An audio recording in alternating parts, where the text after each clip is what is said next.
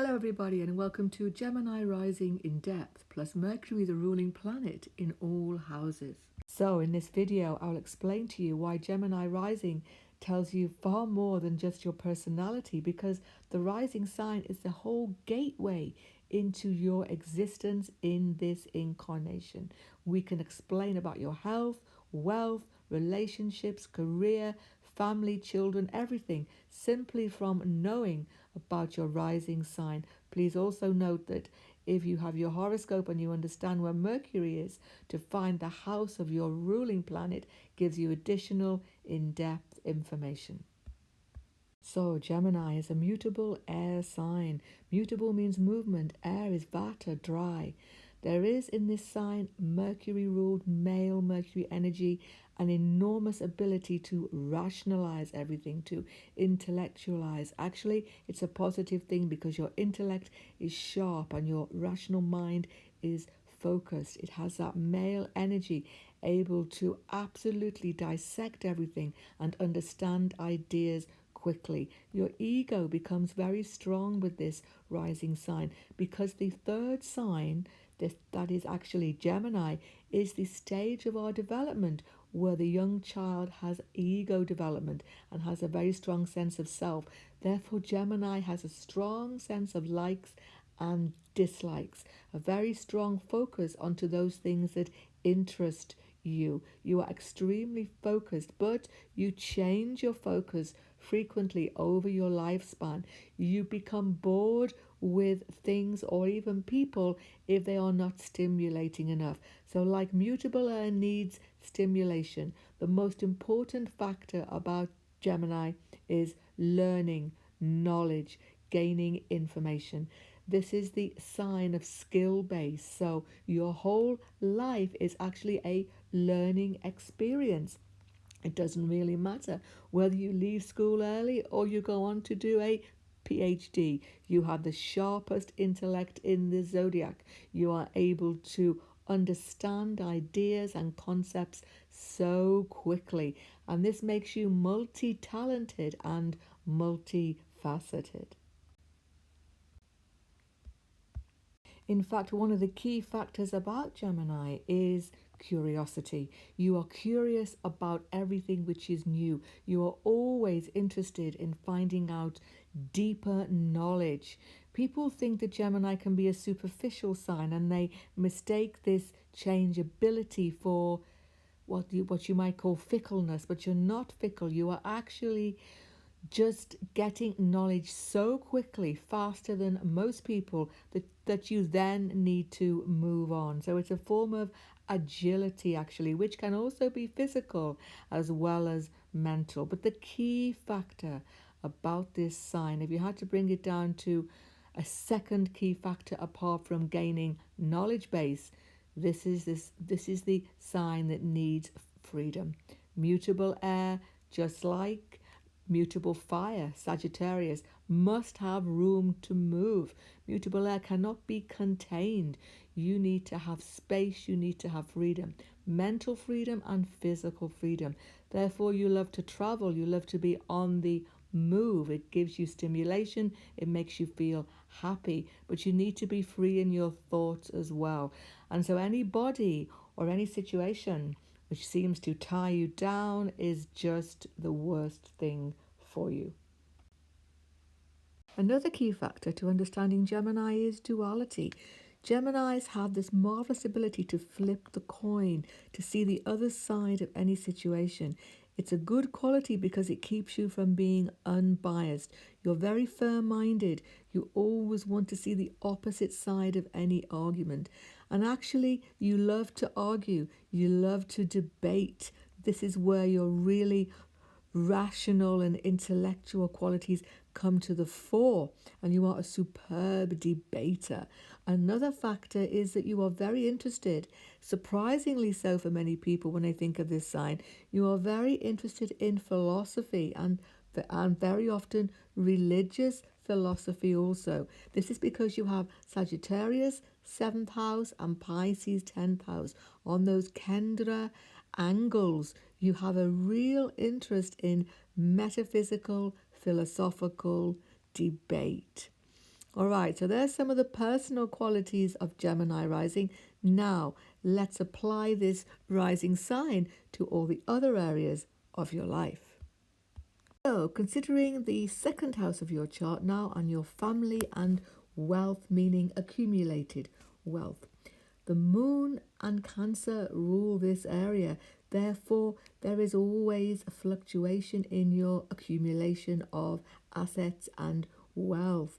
You can be extremely well off and then it can go to the opposite and then come back. It's always waxing and waning, but you normally are very successful at accumulating because the moon, and again you want to have a look at how strong your moon is, but the moon is a very strong factor for material gain.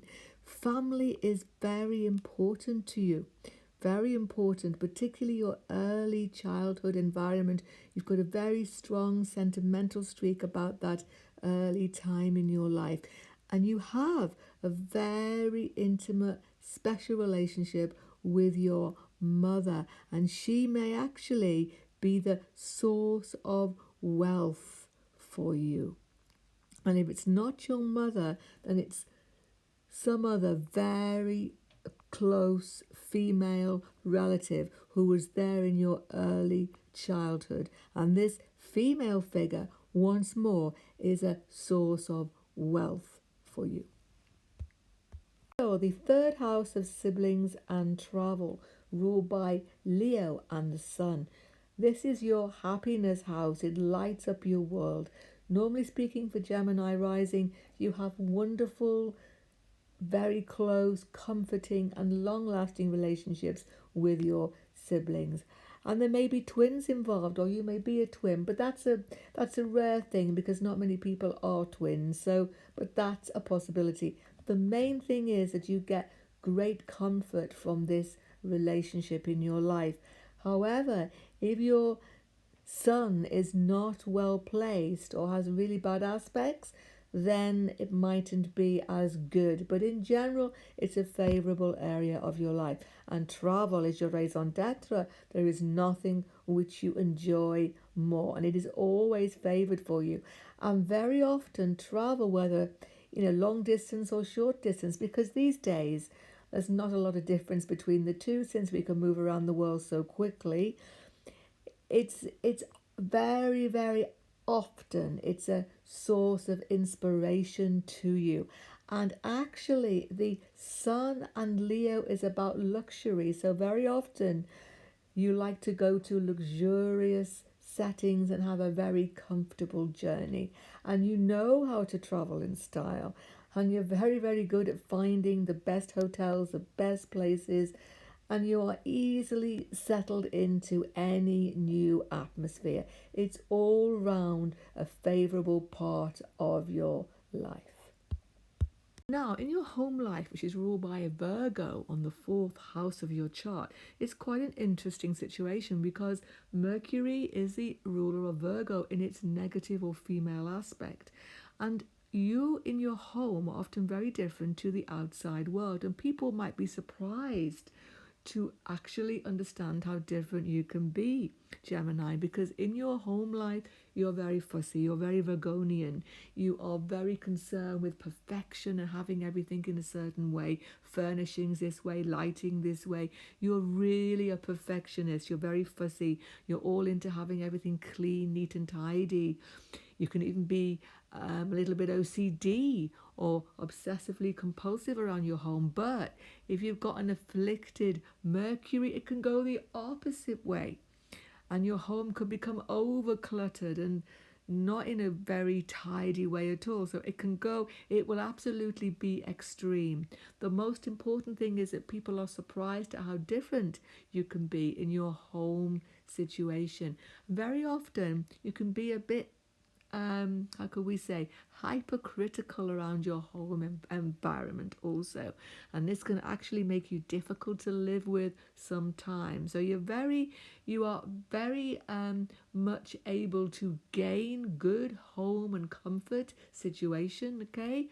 And you may have more than one home at the same time because it's a mutable home home life here with a Virgo sign, but you are very fussy, very particular, and very hard to live with sometimes because of this, but you certainly make a very comfortable home life. First of all, the fifth house of children education is also about creativity. So I want to talk about that first.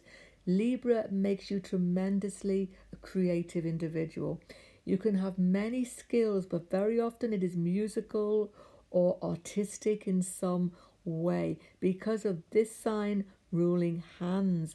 So this combination of your ruling planet and Venus, the fifth house, if they are in any way together, gives you enormous creativity. Education is so favorable for you. You love education, as I've said, you love to learn. You are naturally academic or at least skill-based, and you love to be in any educational setting. You love to be around in a learning environment, making new friends, having a great time. Education is normally a joy. And actually being with children is a source of joy to you also, and you make a very good parent and a very good teacher both.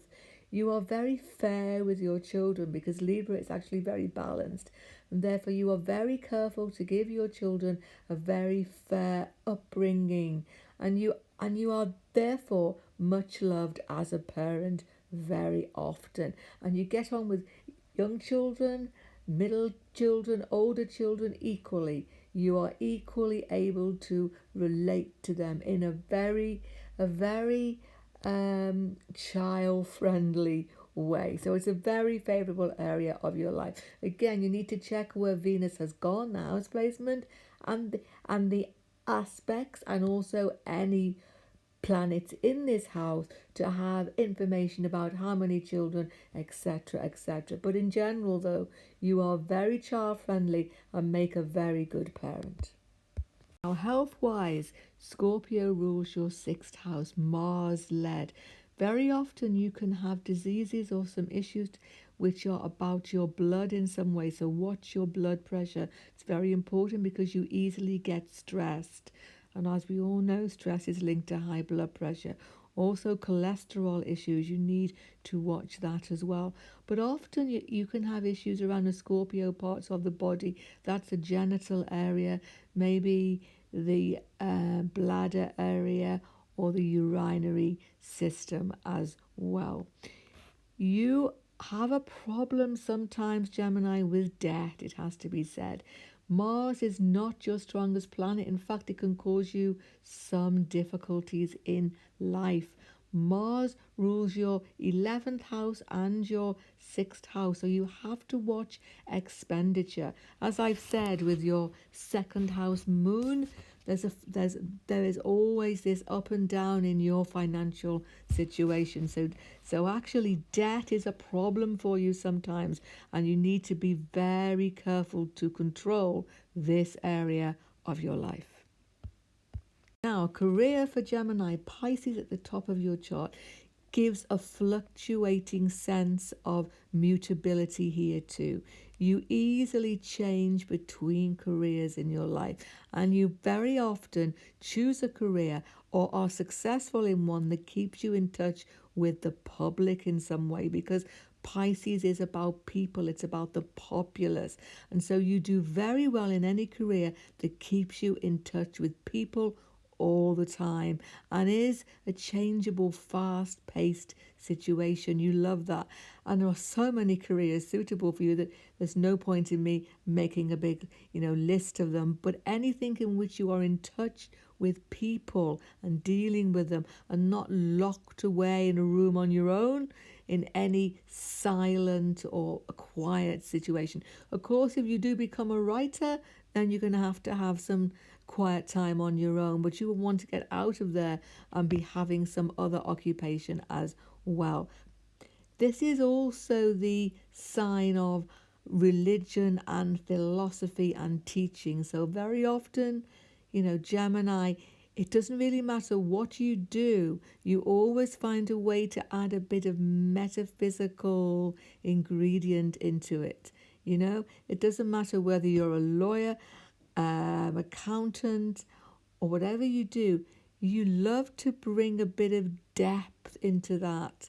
It's a very strange thing. And if you do become a teacher, well, you will have ample opportunity to give rise to that Pisces sense of not just teaching but preaching, because you love to add novelty, particularly of a metaphysical or philosophical ideas into your teaching. I've actually seen this very often. But you normally have a career which has a lot of up and downs as well. Okay, and you switch very often between organizations and situations. So it's not a sign of having a very steady career, but you can be enormously successful, because Gemini has such power to propel you to the greatest heights, and that can be academically or in any other way. Now, relationships are sometimes a tricky area for you, Gemini. You love to be with people, you easily have love affairs and make new companions and find people exciting to be with, and you are interested in people. But forming in depth, long term marital relationships is challenging for you. Now, why is this? That's because Jupiter rules your seventh house. So you can be over optimistic in this area. You must be very careful to get to know people properly. This is going to attract you to people from foreign lands, foreign cultures, without any shadow of doubt. Very often you end up marrying somebody from a completely different culture. And you may marry late in life, okay, but you absolutely have to see where Jupiter has gone. If you've got a well-placed Jupiter, this will change everything here. So be cautious, and you have to have a look at your D9 and D7 chart. But very much that this is about exotic relationships. I've often seen that actually Gemini rising people have a sort of different sort of relationships to what their culture of upbringing would predict. And you enjoy people who are from different cultures. You love that exoticness, that sense of freshness. And you love to talk about philosophy with your mate. You must have a mate who is interested in philosophy, into the deeper things of life. You can't be satisfied with a surface, superficial relationship. That's very important to you. So yes, you may put off settling down. It depends really, male or female, sometimes more for the male than the female. You really take a while to find somebody who you feel truly compatible with, and you deep down have a bit of a fear of losing your freedom. You don't want to lose your freedom. You love that ease of being your own boss, as it were, and not being tied in any marital situation. But you are very easygoing with your mate, and you like a mate who becomes more of a friend really to you, of a companion to you. But as I say, you are very attracted to and often have a very successful relationship with somebody from foreign cultures. Now, if you have Mercury rising in his own sign of Gemini in the first house, it's very auspicious, because this gives Mercury such strength in your chart to bring you good. This is particularly favorable for all the things I've been talking about at the beginning of this video. All of the strengths of Mercury, all of these absolute qualities of fantastic skills, communication skills, all of those skills of socialization, mixing with people, and strong intelligence. So you can go far with this Mercury. It is also ruling your fourth house of home, which has an additional aspect of bringing you very good success in home ownership and all issues around landed situations where you may own many properties, or you may move between many properties, very often seen, because Mercury is about movement. And also, you are very agile as a person.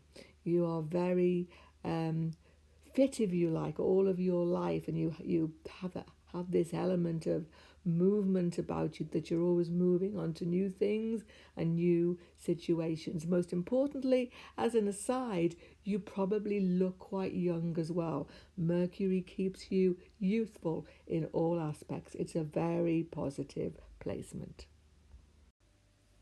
So, when Mercury, as your ruling planet, has got into Cancer in the second house of your chart, this is quite favorable for owning property, for your financial situations. All of the fluctuations I was talking about, you can contain them. You are able to accumulate a great deal of wealth by your own ability, and you are particularly often quite intellectual and very discerning. It's a very favorable position.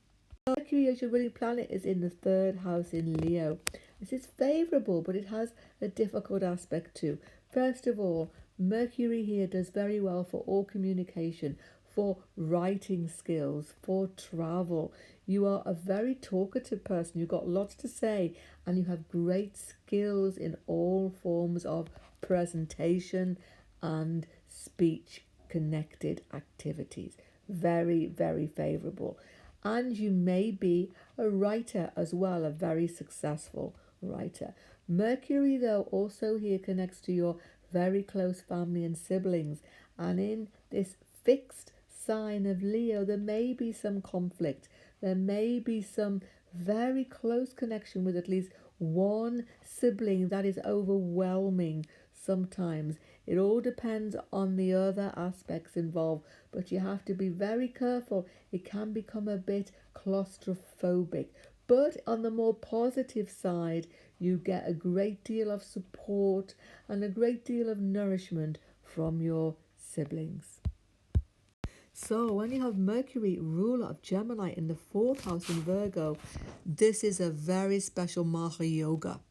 This is a very special yoga because Mercury is your ruler and he's in Mercury's sign in the fourth house, a Kendra house. You are a very, very special person. You have very much a greatness of soul and spiritual evolution.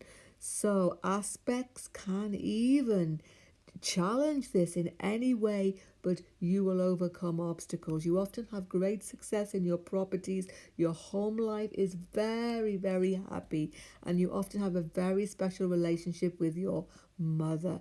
Most of all, though, you have great philosophical understanding and a fantastic ability to nourish other people with your knowledge. A very favorable placement. So, when the ruler of Gemini, Mercury, is in Libra in the fifth house, it's a favorable aspect to be sure. It gives you a great deal of diplomacy. You are able to be very tactful and very popular in your social life. As regards career, you have a great talent in law or in anything where you need to find a balance, where you need to be a sort of negotiator, as I say. You are very good with your children. This gives you a great deal of joy from children, and it doesn't matter. Often, Mercury can be male or female children, although Mercury does indicate in the Vedic system girls. You need to look at the other grahas involved and where the ruler has gone, but you have a great deal of connection then to at least one daughter and a very strong sense of joy in having children. You are a very, very excellent parent, and your education often goes to great heights. You are able to go to the very top of any educational ladder. So when you have a Mercury as your ruler in Scorpio in the sixth house, this can take you into medicine or into any area in which you are finding hidden information like detective work and so on. And you can be very successful in these fields. One word of caution though, this can create conflict in your work life and in your relationships sometimes also, and friendships. Be very careful to be above board and very honest with everybody, because sometimes you hide your motivations, and when you do that, people get the wrong idea of who you are, and this can lead to some conflict. So you need to be very cautious about that. Now, when you have Mercury, ruler of your Gemini ascendant, in the seventh house, a word of caution must be given here. You must be very careful of who you choose as a partner. You have a great deal of, how can I say, dependency on your partner. You really, not in a negative sense, I don't want to be negative here, but you really put a great store on partnerships. They are so important to you. You don't feel happy if you're not in a close relationship, or at least have a very close companion, a very close friend. You absolutely need somebody there for you, some special person. It's a very important part of your whole psyche, if you like. So, but you have to be cautious because Sagittarius, Mercury is not well placed, and therefore you tend to have you tend to make bad choices in partnerships. Be very careful that you choose people who are totally on your wavelength, because you may tend to be dominated by a partner who is not really in tune with you. Of course, all this can be completely changed if you have a very well placed Jupiter. If that is the case, then this will be toned down. So you absolutely have to see that, and you have to see your D9 chart and your D7 actually. So there's a lot of other factors to take into consideration, but there is a tendency absolutely to want a partnership, to be very keen to have a close companion or even a very close best friend who may manipulate you a little bit if you're not careful. So be very careful. If you've got a well-placed Jupiter, that will all change completely. But you have to be very careful to choose somebody who is on your wavelength. So Mercury, rule of Gemini, has gone into Capricorn in the 8th house. This is a very secretive house. It gives you a great deal of secrecy in your dealings with other people particularly. And it's going to have an influence on your working life, probably, strangely enough, more than anything else, okay? Mercury is very strong in this sign because this sign, Capricorn, is Shani ruled, Saturn ruled, and Saturn gets on well with Mercury. So you have a very strong will. I mean, enormously strong will. You know what you want, you're going for what you want, all guns blazing. Nothing holds you back. It's very positive for your absolute willpower, very strong. And you have a strong sense of the occult, absolute real interest in all forms of meditation and deep contemplation, which is very favorable. This is actually quite favorable for your spiritual development long term over your life. It mightn't seem so in your early years, but as you get older and older, you become a bit more withdrawn into yourself, okay, with this Mercury, and you go into a deep sense of what can I say, spiritual understanding, which is hugely beneficial. But there is a negative side when you are younger, particularly when you're in your working life, because Mercury can make you very quarrelsome in this 8th house.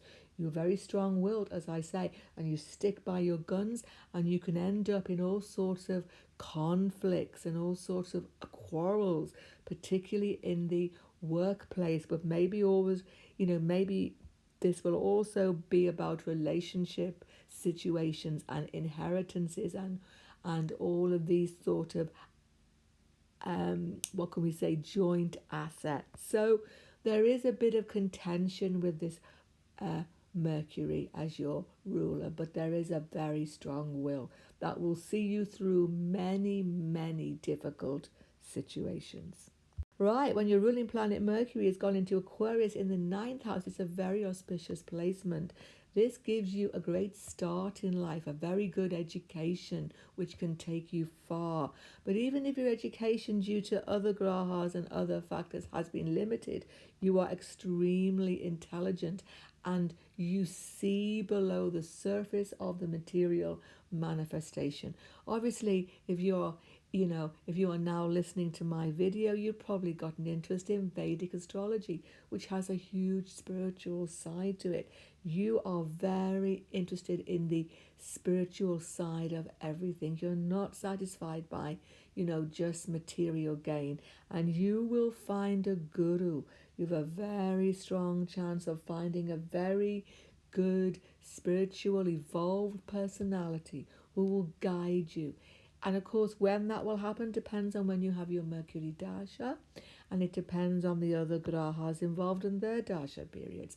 But you will probably find a very evolved person who guides you in this life and who is destined to be that guide. And your father will probably be of great importance to you. He will be a guide as well, a sort of a spiritual guide also to you. Or he is a very intelligent person who also guides you.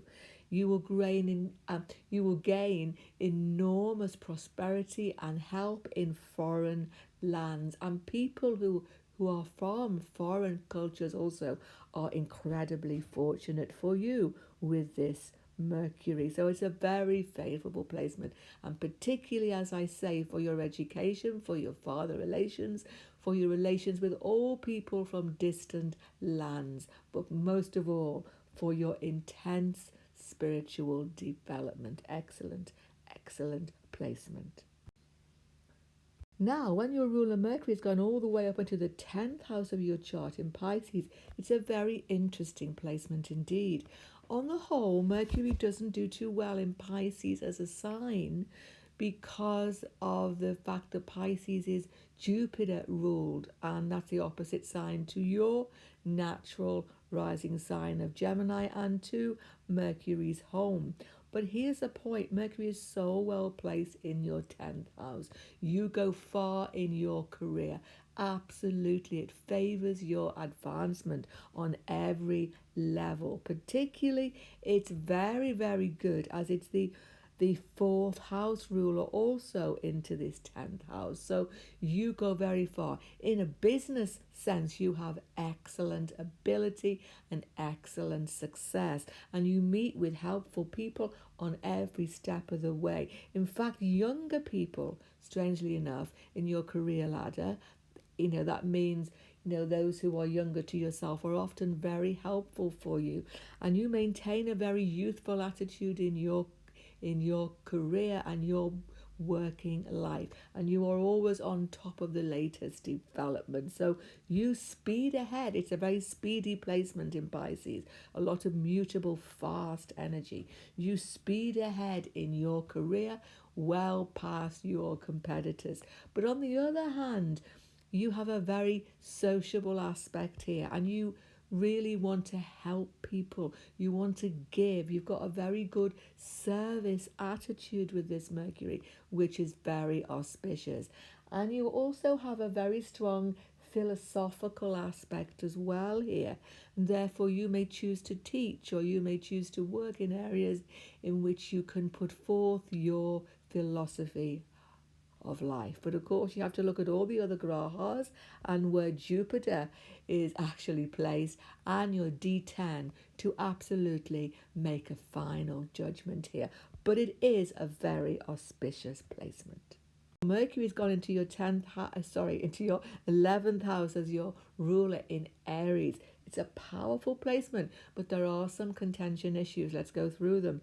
First of all, this is going to make you a very sociable person, a very outwardly driven person, and you will have success in your career, and you are very business orientated too, because Mars is a very powerful, outwardly driven sign to have in your 11th house.